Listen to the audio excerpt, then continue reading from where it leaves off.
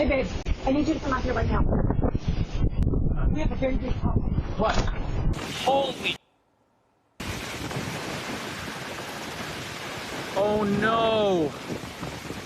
Babe, we gotta go. Oh.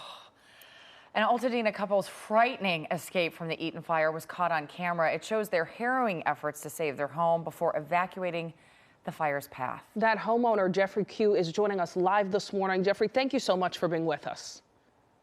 Thanks for having me. Yours is one of the many videos that has been circulating online and showed people how harrowing these moments were and stressful. You guys were rushing to get out. Walk us through what happened there for people who haven't seen the video. Your wife calls you outside to see what's going on, and what was your first thought?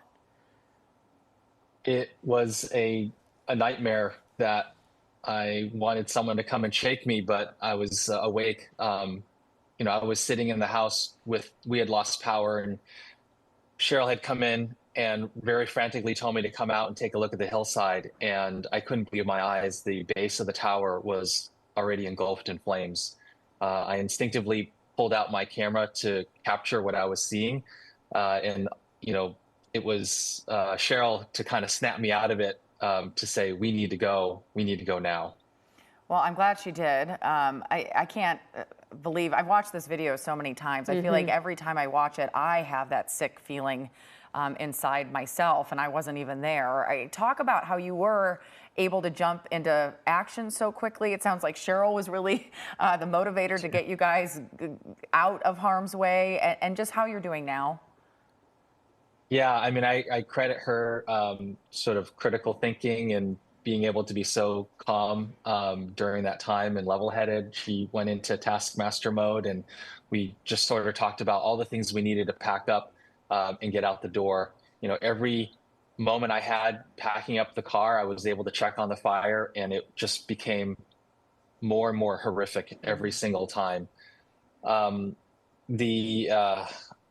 we're doing now is where our dogs are safe, we're safe, we were able to get out in time. We're in a hotel.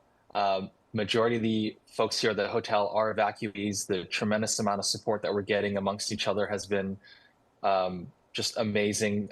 Folks have been dropping off things at the hotel. Our lobby is packed with supplies and water and clothes and donations. It's been tremendous, but it is one of those things that I can't believe something like that happened. And I'm just we're one of the lucky ones that, to this day, our house is standing, and we're just really fortunate. We're so glad that you made it out, that your house is doing okay. But I understand that long process you got ahead, living in a hotel, is still very, very difficult. Just take us through what is happening right now. Do you have to stay out of your home? You guys are still in the evacuation zone. What are you hearing in the immediate about when you can go back? Yeah, we've been watching, the updates every day at 4 o'clock. Those updates have been really valuable, but unfortunately, there is no timeline to return. There are so many crews on the ground assessing still, capturing photos of damaged residences and buildings. The amount of devastation to not only homes, but the utility structures. There's still no power. There was contaminated water. My understanding is the water might now be drinkable again, but the gas has also been shut off. And then if you think about all the buildings that have burned down in that area, 1940s, 1950s structures with a lot of asbestos, it's really not livable. And so they're just not recommending, a reentry anytime soon.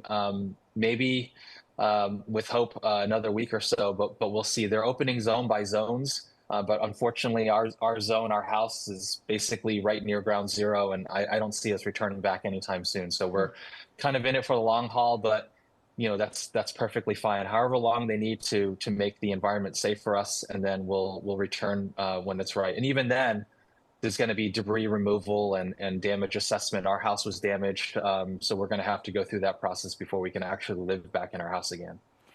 I can't believe with everything you're going through, you are being so clear-headed here. I would probably still be a mess with everything going on. So kudos to you for being able to also, allow the time for everything to kind of unfold. A lot of people, clearly very emotional, which I also understand. But I do wonder, would you have done anything differently if if you had the chance to, if you went back. And I also, as we move forward here and we're still in fire danger, do you have advice for people if they may have to evacuate their homes in an emergency in the future? Sure. We're fortunate when Cheryl came home at the time she did, right? It bought us, I called the video 34 minutes of pure terror. Had that 34 minutes been only 5 minutes, things would have been very different. Looking back, I would highly recommend for folks, if you haven't, be prepared, pack that go bag. We had a prior Bobcat fire in 2020 that we were on evacuation warning, so we already had to go back packed, available for us. The other reason why I shared this video was to show how bad things can get so quickly. So my other recommendation is don't underestimate when a fire is breaking out. You need to act quickly. You have to leave. Do not mess around.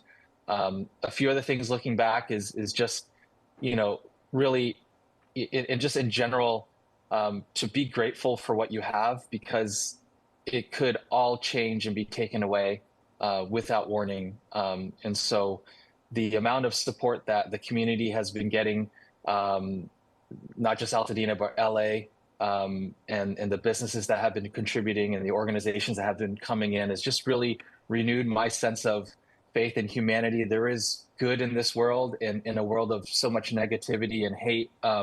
It's really nice to see how we've been able to support one another and folks from afar. So that's my other wish or ask or hope is that we continue to just spread positivity and be kind to one another going forward, because you just don't know what people have gone through. What a beautiful message. Jeffrey and Cheryl, we are wishing both of you the best. Thank you so much for joining us. And I'm just curious, that was captured on a Ring camera. Did that stay active throughout all of this? Were you able to update yourself through that camera?